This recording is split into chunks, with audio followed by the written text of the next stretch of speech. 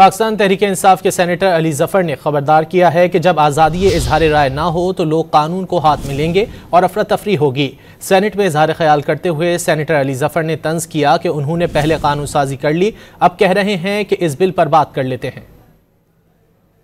कि जब आप लोगों की कोई भी प्लेटफॉर्म उनको नहीं देंगे, कोई स्पेस देंगे जहां लोग अपनी इजहार राय कर सकें, तो फिर वो फिजिकल होंगे, फिर वो कानून को अपने हाथ में लेंगे, फिर वो क्योस होगा, फिर वो जमहूरियत खत्म होगी।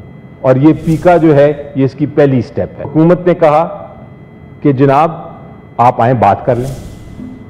वो एक मुहावरा है कि गंगा उल्टी बहती है, और इस सिचुएशन में ये जो बहस है कि आप पहले कानून साजी कर लें और फिर आप बात करें, ये तो इस मुहावरे की बिल्कुल एक तरह से मिसाल है कि हमने कानून बना लिया है, इसमें अगर गलतियां हैं तो अब आके आप बताएं।